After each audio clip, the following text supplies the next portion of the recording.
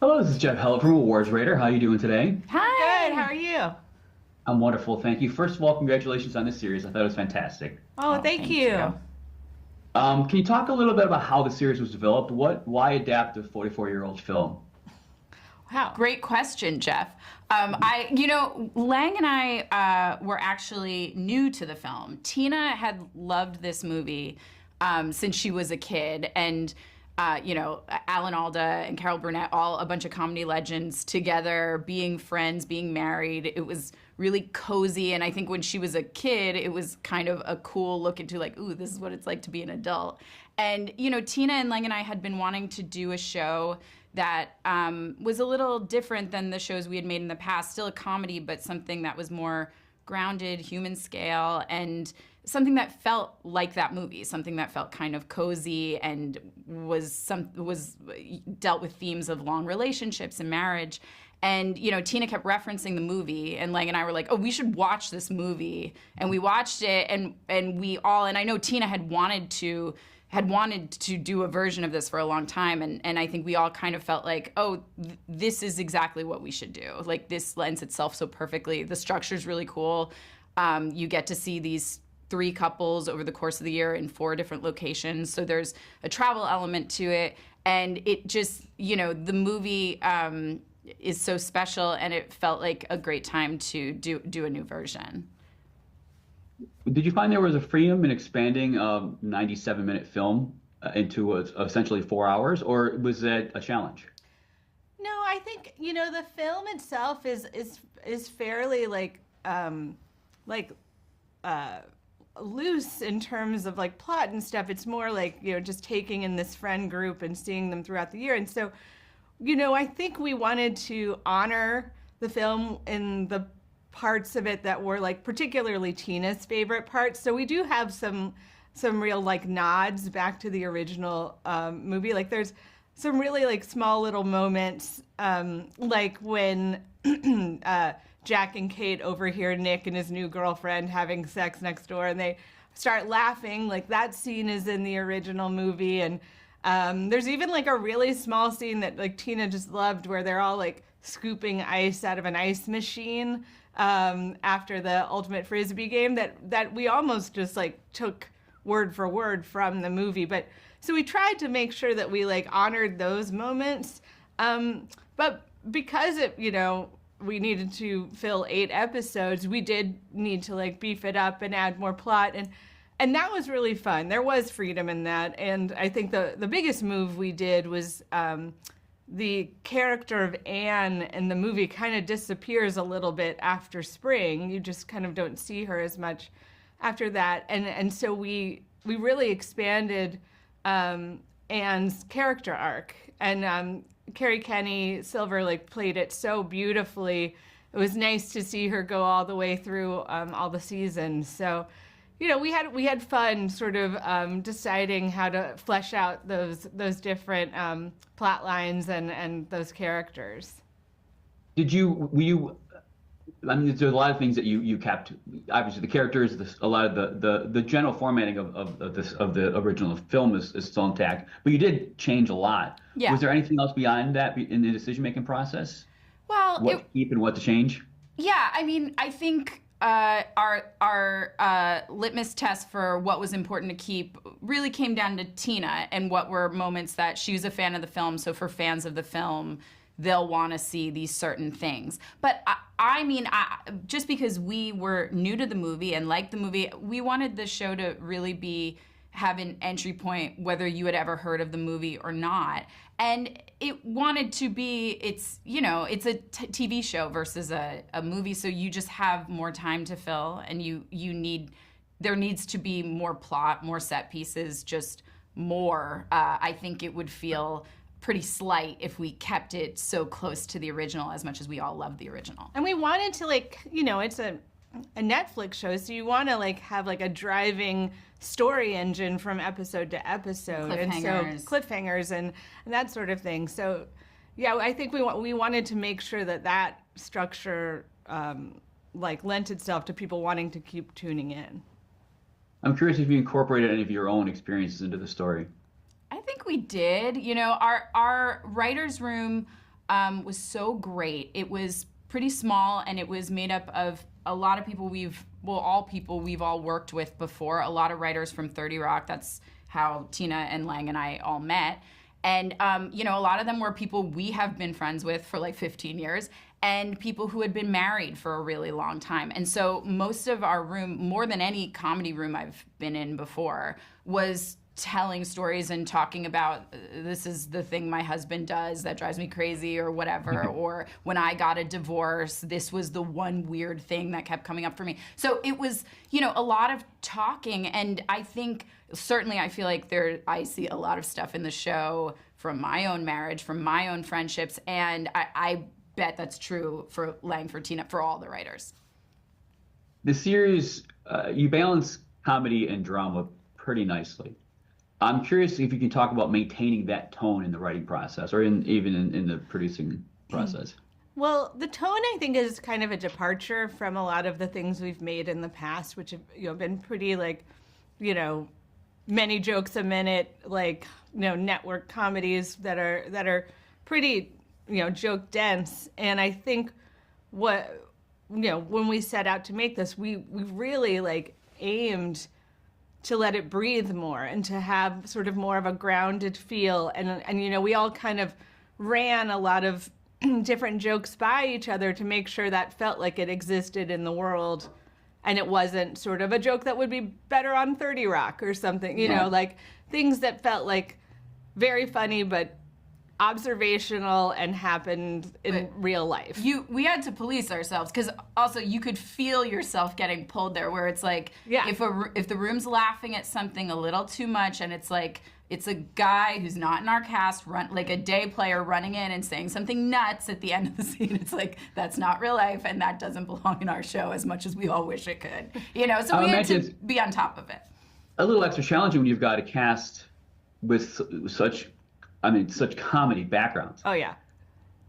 Yeah. Speaking of the casting, you've got some pretty heavy hitters here. Can you talk about the casting process a little bit? The casting process, first of all, we are blown away and so excited and proud of this cast, and just kind of thrilled that they wanted to work with us. But when we were talking about the casting, one thing that's so great about the original film is you're like, all my favorite people from other things are now in this one friend group. You got Carol Burnett married to Alan Alda, yes.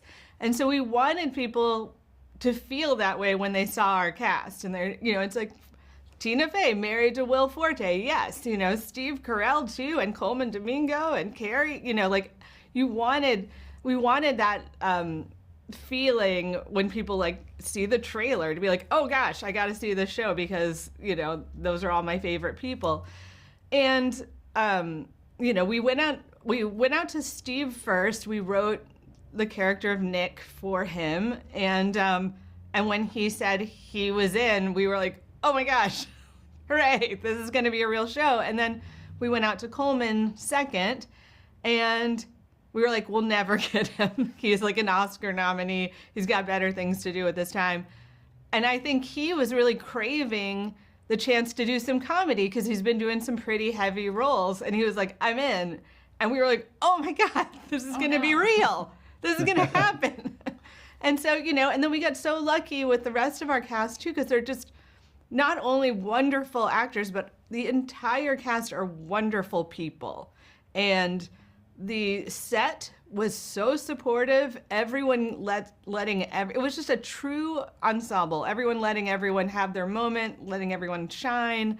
And it did by the end feel like a group of friends going on vacation together. Because it was like when we weren't rolling, everyone was like, should we all go out to dinner? Should we have, it was just so nice.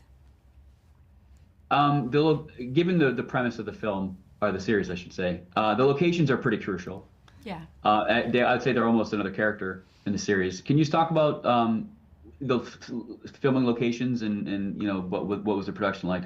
Sure. So we filmed in the Hudson Valley.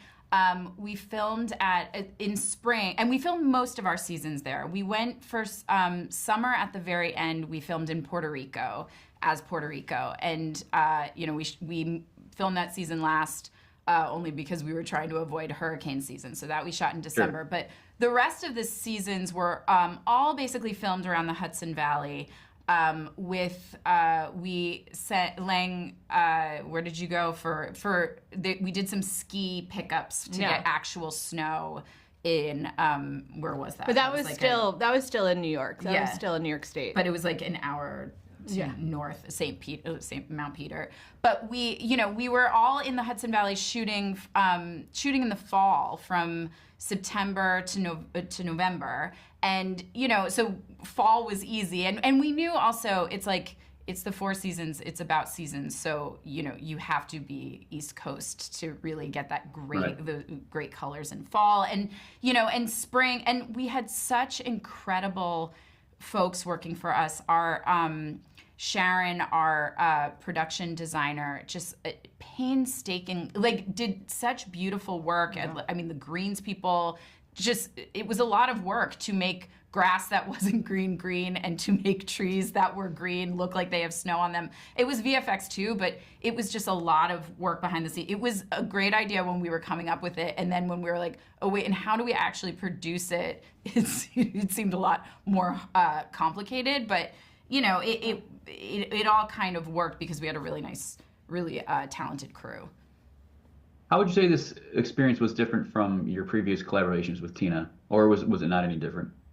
No, it was different. I started out as a writer's assistant on 30 Rock when I was 24. So I obviously when I first met her, and then I was a writer, and Lang was a writer on 30 Rock. When I met her, I looked up to her so much already, and was just. She's the nicest person, so you can't be terrified of her, but just wanted to impress her so much. And then, and then the after 30 Rock ended, my NBC show Great News, she was a producer on, and that felt, okay, I'm a little bit more of an adult now, and she's, she's still, when she has a note, we do it, and she was so helpful, such a helpful mentor in teaching me how to run a show and do all these other parts of show running that I hadn't done before. But this was the first time that we had truly done something collaborative with her, and it was great. It's so she's really one of the best people I've ever worked with at collaboration, and such a good listener. She has no ego. She pitches ideas that are always amazing and throws them away in a second if somebody else's idea works better. She really is a lovely person to create with. Now, you mentioned there were a handful of writers on the project. What was the writing process like for you guys? Are you always writing together? Are you writing separately, bringing stuff together? How are you writing together? I think initially, Tracey, Tina, and I kind of created a roadmap for the season of sort of the big tent poles of things that we wanted to happen. What are the events? Yeah, what are the locations? What are the events? What are sort of the big story turns? And then once the writer's room came in, then we started to, just break the episodes. And so we're mostly writing together. Usually we will, create outlines together and then send someone off to write the first draft of an episode, but then they bring it back to the room. And so it's really collaborative. We're always sort of working together. Everyone kind of has their hand in every episode. What was your biggest takeaway from the project, personally, from, as far as exploring relationships are concerned? Well, how did you take anything away from it personally? I think that what the show to me is about is that your long marriages, long friendships, having people in your life who've known you for as long as they have, who are witnesses to your life, gives your life meaning. It makes you so appreciative of how precious these friendships and relationships are. And I think the show is sort of about, it's about marriage, but it's about the fact that your life is bigger than just your marriage. You need kind of a core group to keep you in check and remind you of who you are. And I don't know, it's made me really appreciate all of the relationships in my life and be grateful for them. Yeah, and Well, I'm so sorry. I would say the same. I was gonna say too. I feel like I hope people take away. It's a story about middle age that is not a depressing story. That is not about it is not about divorce and fighting. And I mean, it is about divorce, but it's not about. And now this is the slow march to the grave. It's this time in your life that you feel like, oh well, all the choices were made. It's all settled. But there's so much excitement and wonder and weirdness that still is there right in front, is about to happen to you. Well, I gotta say, as a married middle-aged person myself, I found it quite relatable. Good. We hope so. Thank you again for taking the time, and congratulations again. Good luck. Thank you so much.